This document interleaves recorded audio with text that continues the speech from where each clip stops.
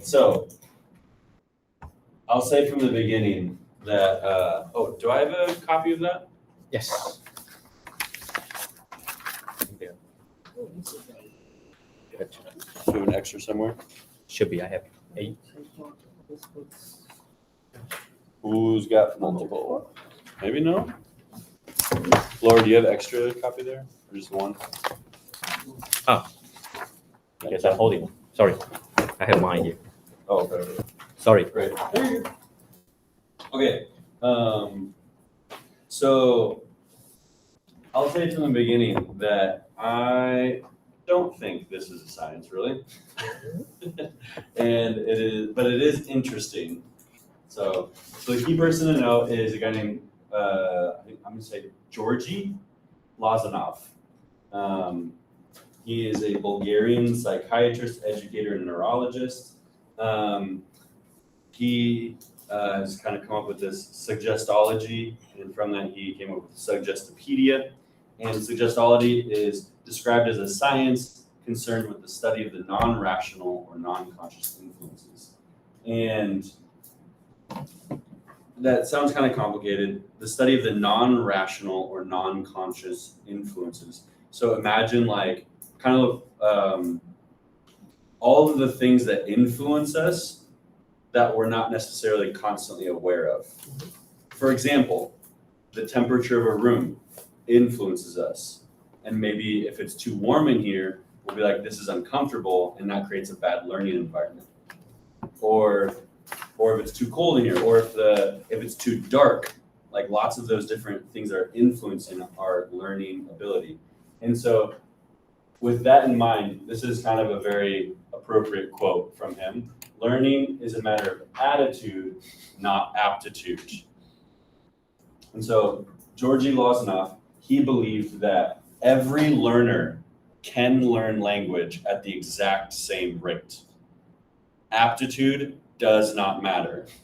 It's all about belief and confidence and atmosphere. So with that in mind, we'll kind of jump into all of this. But yeah, he made some real big claims.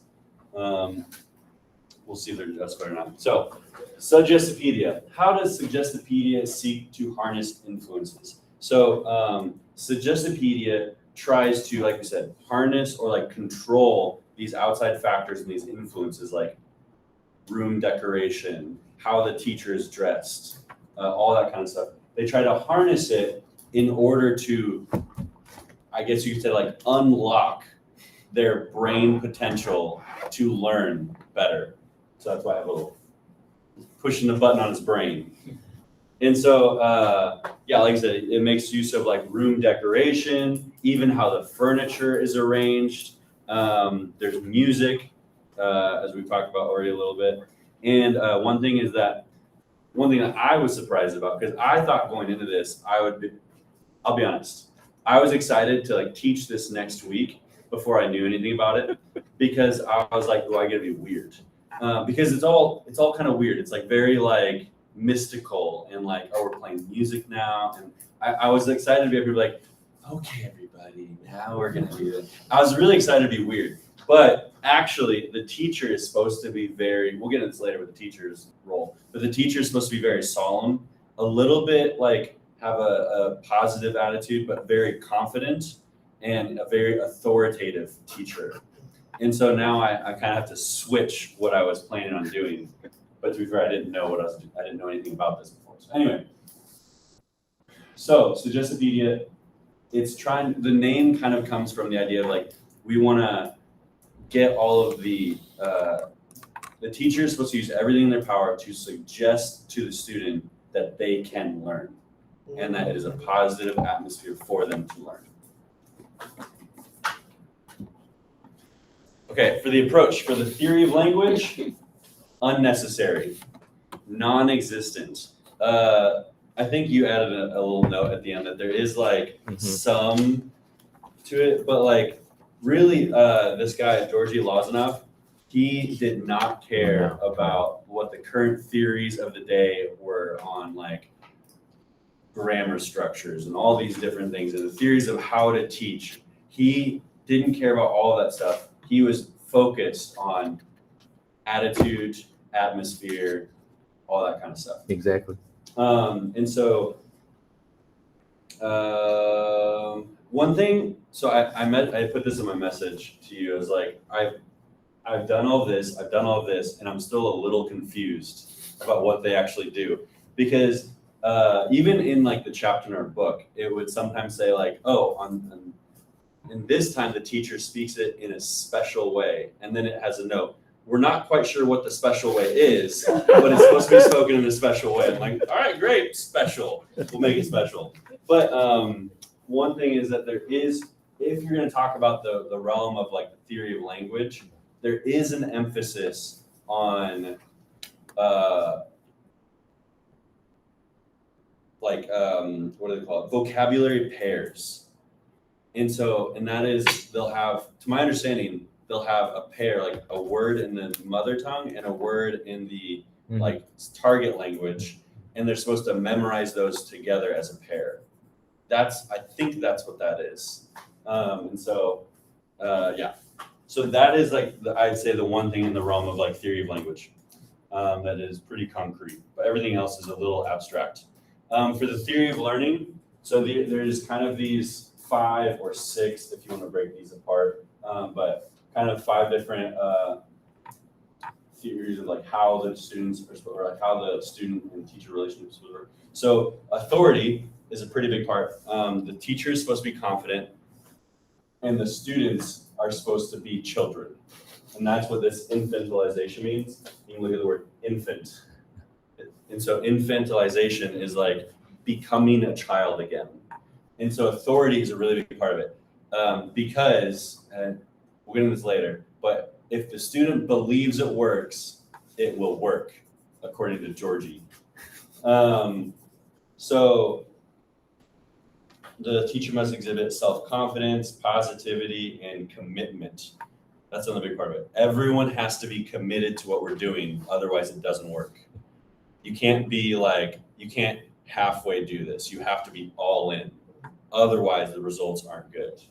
But if you're all in, Georgie claims that using Suggestopedia, you will learn language 3 times faster than any other method. Okay, double plainness. It just means that the students are equally supposed to learn from the teacher and the atmosphere.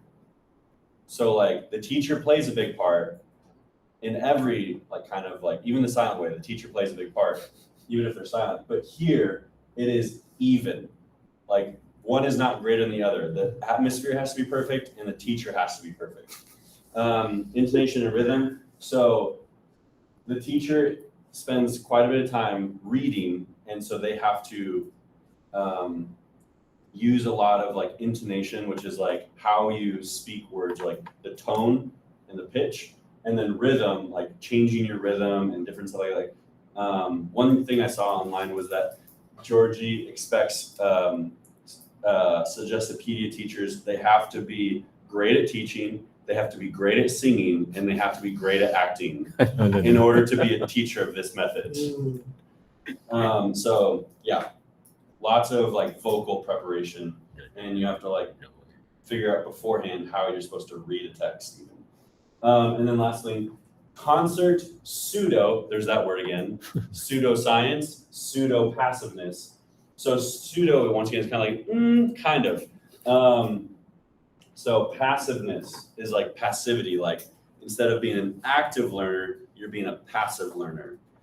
But it's only a pseudo passiveness, because like you're passive, but you're actively learning, but you're not supposed to try to learn. Try and understand that. Okay. But then, yeah, the concert part is like, so passiveness, but that's mostly during the concert section, which we were talked about, is supposed to be at 60 beats per minute, 4/4 time.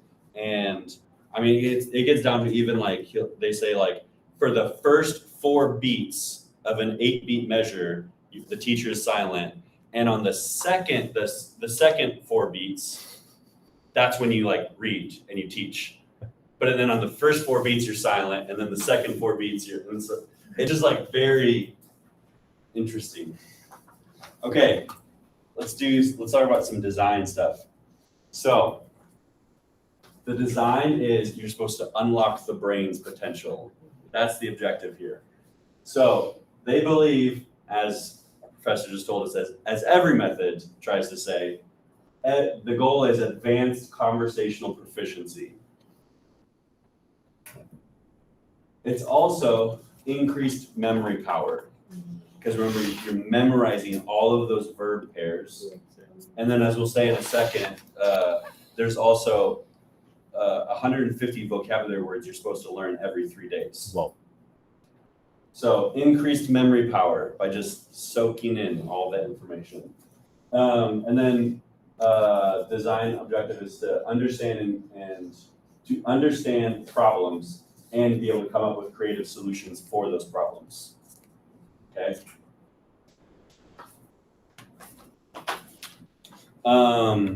Because, oh yeah, this is interesting. The goal is increased memory power, and you're memorizing a lot of vocabulary, but the goal is not memorization.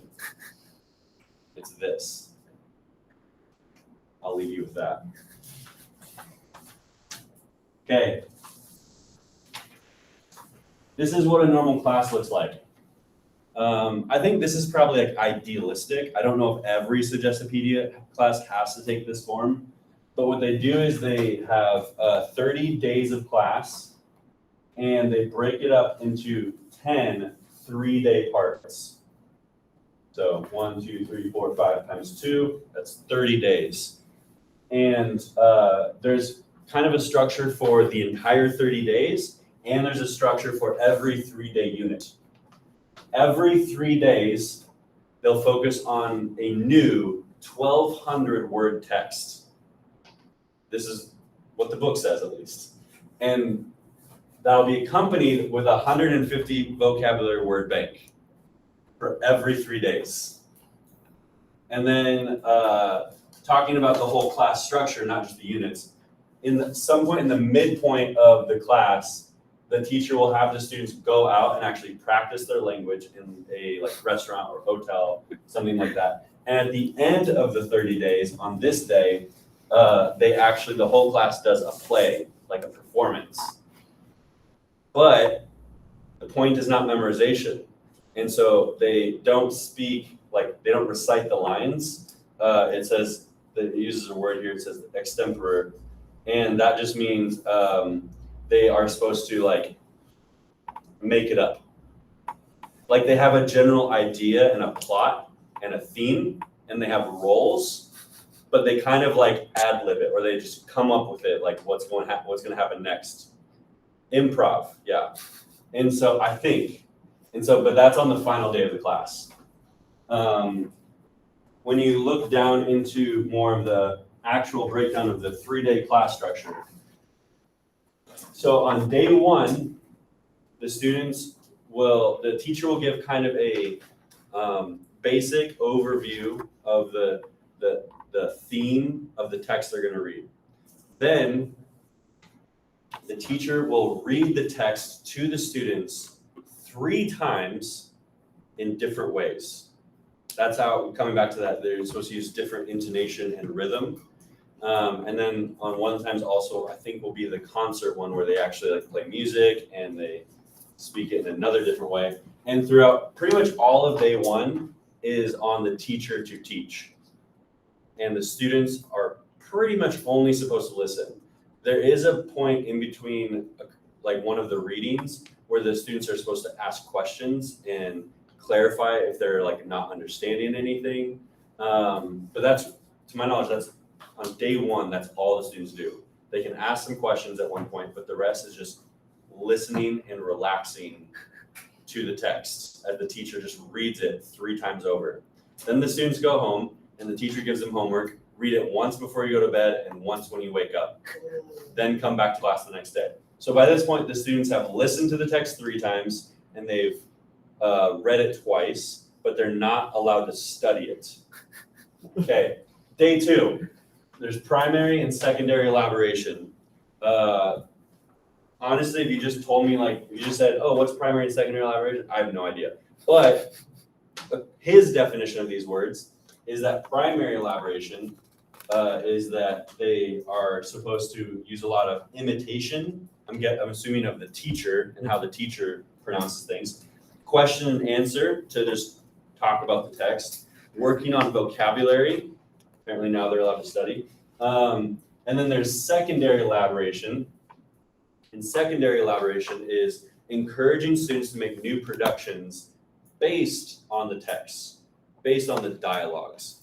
And so they're supposed to take the concept or the theme and the vocabulary words and produce a similar thing, but not the same. Which actually is a good idea because that encourages like them to actually use the language on their own as we all know. And then also, I believe on day one, I read one place that a test is given to make sure they actually understand the story. But I think other places I read, it said like, you're not supposed to test them. So I don't know exactly when the test is given or not. But I believe they're supposed to be tests. Okay. Wait, did I miss one? Oh,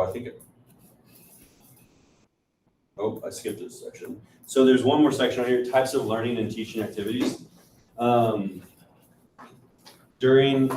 These are activities that are just very unique to Suggestipedia.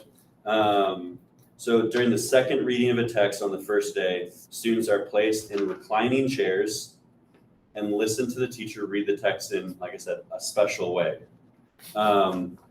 Next week, I'll read it in a special way. You will hear what it is then. And then the third reading is the one that Suggestipedia is famous for, is when they actually, the concerto or the seance, where the teacher plays music and reads the text in another special way, a different special way. And the students are supposed to relax as much as possible and have that pseudo-passive kind of attitude where they're like relaxing and passive, but they're actively allowing the information in. Okay, learner roles. So the learners in Suggestipedia, they're at all costs supposed to avoid distractions. And you are, like I said before, you have to immerse yourself or to jump in to these activities and methods. Because if you don't, then you're not going to learn. So in order to do this, these are like some of the reclining chairs that they have. The room is organized around the teacher, so they're all facing the teacher. The room is supposed to be bright and cheery, all these different things. Do not study the material, but maintain that pseudo-passive state where you passively, actively let information in. Okay, this one's actually kind of interesting. For each unit, or maybe it's for the whole class, but each student is given a new name and personal history from the target culture. So like, you are no longer Laura, you are Mei Li, and you are an accountant. And the reason they do this is, one, because I did read somewhere that it's like, they actually intentionally give names that have like hard or difficult pronunciations from that language. And so I think one was like, I'm Anna Mackey from Cambridge or something like that. And so it focuses on like a certain pronunciation. And so you have if you say your name a lot, then you'll get to know that pronunciation pretty well. But part of the goal that they say is that when you're given a new identity, it rids yourself of your own anxieties because you are a new person. And so you have to really dive in. Like, I'm no longer Jamie, I am Shi Jiaming, and I am a person that has no anxieties. I don't know. And so, that's part of the roles of a learner. Then we have the teacher roles. So the teacher is supposed to create situations where the learner is most suggestible. So we have that word Suggestipedia, suggestible. And so what that means is I, as a teacher, am supposed to create and micromanage this environment to make you as likely as possible to actually intake information. I'm supposed to present, like teachers supposed to present material in a way that's most likely to encourage positive reception and retention, to retain it, to memorize it. And then the teacher must be confident, solemn, show modest enthusiasm, not too much, have proper manners and dress. So I have to be very proper next week, which is sad. I'm not a very proper person. Role of instructional materials. So there's the direct support materials and there's the indirect support materials. Pretty simply put, the direct support materials would be the text that you read and stuff like the music that you listen to. The indirect support materials is what we talked about, all of those influences that we are not always conscious of, like temperature, arrangement of the room, all that kind of stuff. That's kind of the indirect support materials. The procedure, the teacher reads the text, there's the elaboration of the text, and then the seance concert session should actually be here, but I didn't edit the sheet in time to change that. But yeah, we've kind of gone over the procedure quite a bit already. And then conclusion, much enthusiasm and much criticism, if you could imagine. So there have been some people that have been really excited about this, and there has been some interesting like theories that this actually does kind of work, and there are some things that we could take from Suggestipedia, but overall scholars are pretty critical because Georgie here does not care about academia or scholars' opinions. And so, and I think this quote actually helps us understand a lot. He says, placebos do cure diseases and can teach students language. Do you guys know what a placebo is? I was about to ask you. So a placebo is when a doctor gives you a pill and says, this will cure you, but it's just water, or it's just like salt or sugar. So like studies will have the controlled and uncontrolled. Right. And the uncontrolled is placebo. Oh, Yeah. okay. And so what they'll find is Is it a that medical if a person believes that this pill will cure them, it actually can possibly have some effect of curing them. But if a person doesn't have a belief in a pill that actually cures people, then maybe it won't work. And so there is some interesting theories out there about the fact, like the power of belief and the power of like positive thinking. And so this is what he's trying to capture. He really believes that if people believe in the method, they will learn. Okay? It's funny though, because like he makes some wild claims, like saying, oh, if you use this method, students will learn 3 times better than any other method. But that's part of kind of the showmanship. That's part of like the attraction is he is making these wild claims. How do I say it? Like in English, we would say it's snake oil. And so back in like the old Wild West, people would go around and try and sell snake oil to like cure all for any disease. Same here. And so it's like kind of the same thing where it's like he's going to make these wild claims because if anyone believes it, then the method will work, even if it's not true. And so he did, yep. So it's funny because it's like by saying it's a placebo, it's kind of counterintuitive because on one hand it's like, wait, so you don't believe in the method? But he does, but he doesn't, because he's calling it a placebo, which means it's not actual medicine.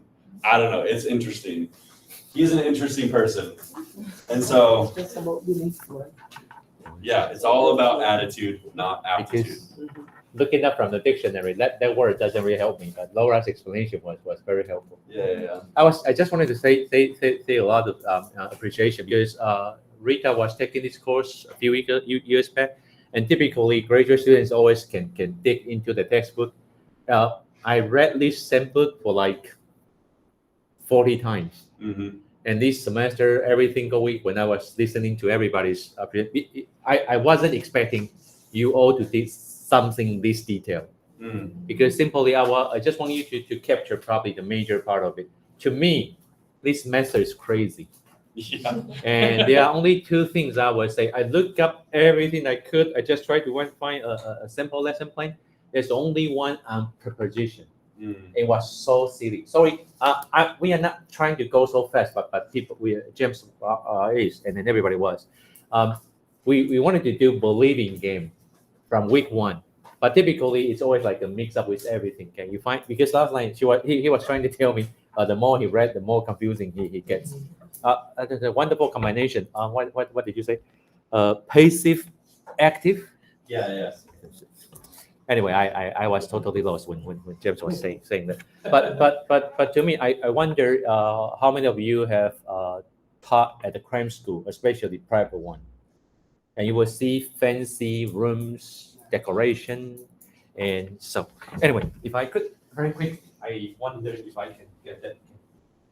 Yeah, my goal is always getting everybody to leave by 4. Okay. You know what? The first 6 classic methods will be pretty short because they are very difficult to present. Okay, and I just want to let everybody know, I really suck in success video. I'm not expert in everything. Okay, this simple is I did my master in COT, and my PhD was 100% on Let's Go approach. You will see that. My thesis is 330 pages long. Okay, that's why I have pretty bad eyes. Don't do that. Don't do that. Okay. Enjoy your life. Okay. Well, I even looked up stuff online. Like I tried to YouTube. I found a couple YouTube videos. There's not much out there showing what suggested is. No. Don't even go in. You wouldn't be able to graduate if you wanted to try this for your thesis. Just listen to me. Let me see if I can dig out the message. I actually put something from last year. So if I could, I would just simply show you that. Okay. No, probably not here. Okay. There are just some photos I want to share with everybody. Maybe later next week. Okay. I went to Giraffe in Shanghai, and they put up very expensive, fancy buildings. If you could, I'm not criticizing anything. I think if we were as rich as the Chinese language schools, we would probably do that. If you are teaching bakery, for example, there is actually a room full with all kinds of bread made of silicone, and you can pick up a bagel, and the bagel actually smells really good. That's what I meant by if you wanted to pick up such a video. And there's also a room for the ocean and the sky. Everybody goes in dressing up in more like flight attendants and pilots. You will learn everything related to flying an airplane. It's probably the only thing I can take out of such a video. My professor, I only took this course one time because in the PhD time I didn't really want to do that. I wanted to do something more theoretical. Professor was kind of funny. It's the only time we actually did that, and we were told to meet at a local bar, and we drank a little bit. And it's not really allowed, I would say that it's kind of sensitive. I was in Arizona. It's not that bad. If I go up a little bit to the northeastern part, okay. I was in Pennsylvania, never get a chance to get any alcohol before I graduated. So we drank a little bit, and she simply said, if you have some alcohol, it helps you lower your anxiety. And then you get to talk. And I wonder if that's true or not. I've actually heard there's studies. I've heard there's studies done that if you like for language learning, if you like drink a beer or two before you go to class, you're actually much better at learning language. That's what people say. Yeah, you're not as like you're more free. You're more like I'm just gonna sure I'll try it. Yeah. Willing to make mistakes. A lot of things that are positive for language learning come by not being drunk, but just having a good time. Basically, how I spent my master time because I was pretty poor, and I realized if I have come to a party, I saved one dinner. I was trying, and it's probably. And for the PhD time it was funny. I didn't encourage. I'm not encouraging everybody to do that. Every Thursday evening was the time we got together, the people who were all in master program, PhD program. We were cursing our professors. That's the thing that we did because it was so awful. I wasn't having a wonderful time in my doctoral study. Some courses will ask us to buy about 10 to 12 textbooks. It will probably cost me about 10,000, sometimes 1,200. So we did, and people were trying to see which one we should work with and then who would be nicer and everything. Yeah. Anyway, yeah, Pennsylvania was not my happy time. Okay. First week I was there, a Korean student was chopped into pieces. So it was a pretty horrible time. I was, and also very cold. Okay. So once again, James, wonderful job. Okay, I like the way you are being critical. Nothing wrong with that. Okay. Yeah. Because see that, and sometimes I see miracles. Okay. Like I had no idea you guys will pick all these Taiwanese verbs, and trust me, Lim will be very useful if you use this one wrong. And we were trying to pick up these. Okay, and then if you can use. These are from my students right now in Chao Elementary. The publishers gave these to him every New Year. It's quite annoying with the bell. Otherwise, it's kind of cool. I use it all the time. And same thing with this textbook. I simply feel like it's not necessary to put everything so detailed. Okay, like the first 4 bits or whatever. Okay, yeah. I would say for the music and also for the decoration, and then you try to put on a concert like. Yeah. Even the pseudo word is a bad word. I like more like, and then we will be just listening to you, following our idea, right? Pretending you are. This is probably a wrong analogy. I was about to say he's going to be our BTS from the Iowa. So just make it up. Yeah. So I'll just do it like next week. You're saying I'll just do like a little bit of like day one. Yeah, won't try and because do all of it. If you, I will tell you mine because I just put a script from a band here and then in Chinese, and I will just simply teach you certain verbs. Great. And because such as video is not expecting you to produce. Oh, Yeah. one last thing. I wanted to show this one before you go.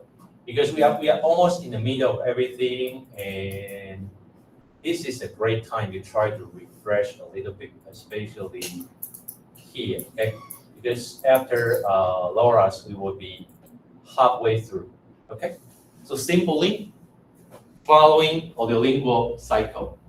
Present, practice, produce. Same thing applies here. Okay. I'm not quite sure about multiple intelligence, but according to what James said today, the scholar from Success Video was not expecting you to produce. But it's funny. This is the way we do teaching in school. If you don't do exams, okay, if you come in next week, people will expect you to get them to talk, right? Yeah, once we, I will probably talk about nature approach in a very quick fashion because it's a very crazy approach that is not expecting you to produce. When you are ready, then you can talk. Okay, we can stay here for like 20 years, not being ready, right? So the cycle is kind of funny. Experienced teacher, I can tell from everybody's when you are doing your demonstration. Coming to COT, okay, whoever you want to call it, okay, I prefer this word because it's more like it's not an approach at all. This is a very British way. This is American way. Okay, and I heard people pronounce this word differently in the West and in East. Bear with me. So you also divide everything into pre, in, post. Okay, same thing over there. Okay, and then later on we will end this course very quickly. We will go there.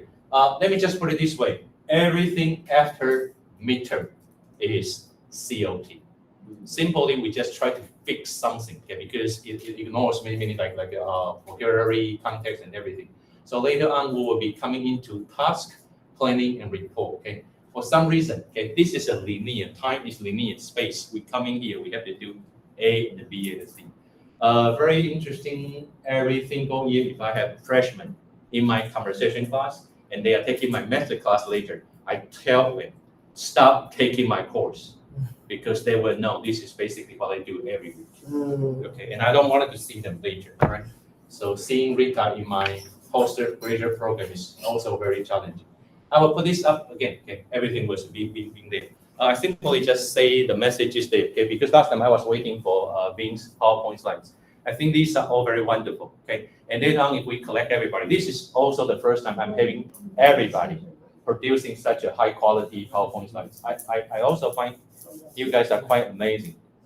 Is that one kind of requirement? Becoming a graduate student, you have to be super good with all these PowerPoints. Yeah, the pictures you pick up today, just amazing. You can see somebody spiking. And new kids nowadays, right now, they are working online with all the Canva and everything. I was feel a little bit bad because they were sending me a lot of messages asking me they want to do something longer, and they are right now doing cross the border cooperation between here and Japan. So this is also something I'm testing this year. Any one of you, okay? I'm not putting up advertisement because being able to advise someone is also part of my job. But typically, I try to take one student every year. I'm not very productive and I'm a little bit slow. And for the past few years, I'm more into classroom center research. I try to stay away because it's really tiring. Okay? I did that for almost 10 years. Then I went to corpus linguistics, couldn't find much. I come back again because corpus linguistics is probably the thing. You don't have to come to participants. They are simply dead. Okay? But yeah, pretty painful. I had a lot of rejections when I'm sending in journal submissions. I do meet good people. They are reviewing and trying to give me some feedback.